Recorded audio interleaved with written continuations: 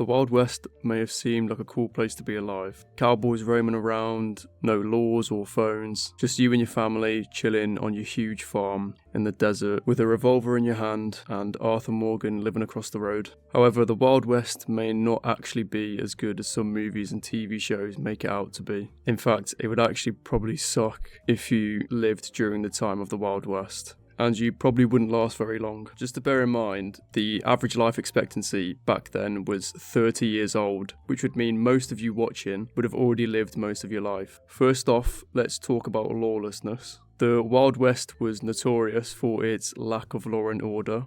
In many towns, there were no police officers, no courts, no judges, just a brutal frontier mentality where the strongest and fastest with a gun was in charge. Because there were so few lawmen, violence was a common way to solve problems, whether it was a bar fight that escalated into a deadly shootout or disputes over land that led to bloody feuds. At a lot of times, the Wild West was just a ticking time bomb. And the idea of justice often depended on who had the most power and who was quickest with a gun. Now, on top of that, there were the gangs and outlaws. Now, these were the true lords of the Wild West. Whilst most people struggled to survive, these lawless groups thrived on creating chaos. Outlaws made names for themselves for robbing trains, banks, and stagecoaches. Pretty much any degenerate crimes you can think of. These gangs often roamed the frontier, and some were small groups of thieves, whilst others, like for example the James Younger gang, were large enough to terrorise entire states. The robberies they committed were very violent, and their methods were ruthless to say the least. Train heists, bank robberies and stagecoach hold-ups were all part of their regular day-in day-out activities and part of the outlaw lifestyle. And many outlaws weren't just criminals,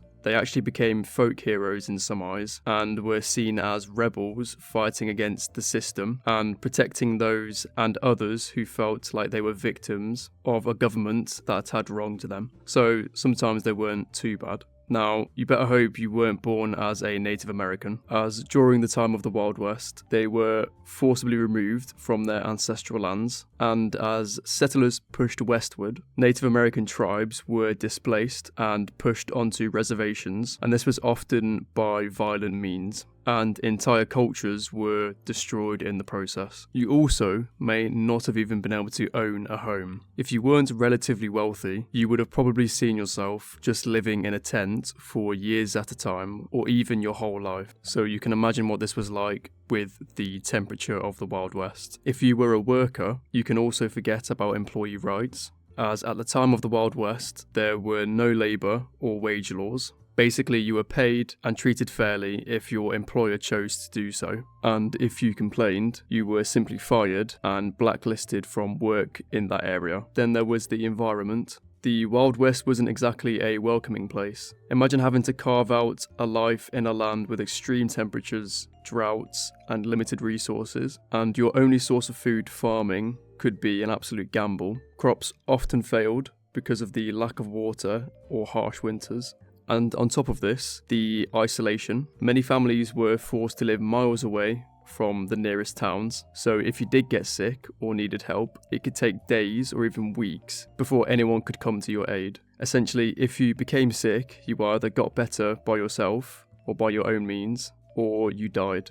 So a 50-50 chance. Now let's also talk about the exploitation. Now, the Wild West wasn't just a place of opportunity, it was also a place filled with towns of greedy businessmen who took advantage of workers, offering them dangerous jobs with horribly low wages and terrible conditions. Let's just say there was no HR back in the Wild West. The promise of gold and riches was often a mirage, and many miners at the time were left with nothing but broken dreams and empty pockets at the end of the day. But then again, I feel like this isn't as bad as working in retail.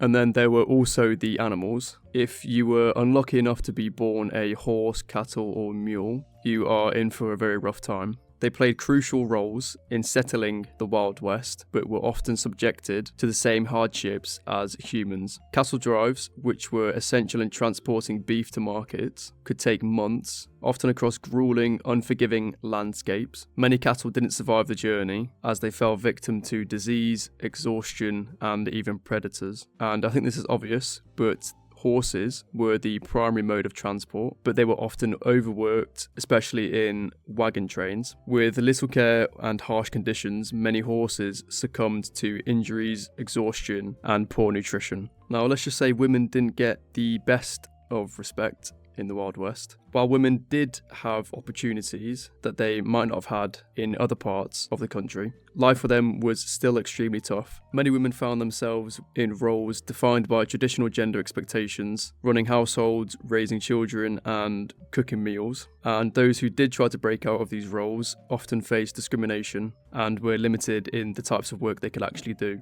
And even when women managed to open their own businesses or shops or own their own land, they still had to contend with sexism and a lack of legal rights in many areas. So if you were a man who was a powerful outlaw in the Wild West, life would have been quite good for you. Probably not as good as today's standards, but if you were the average person or someone with not a lot of wealth, then you would have faced unimaginable challenges, and even the landscape of the Wild West itself would have probably killed you quite quickly.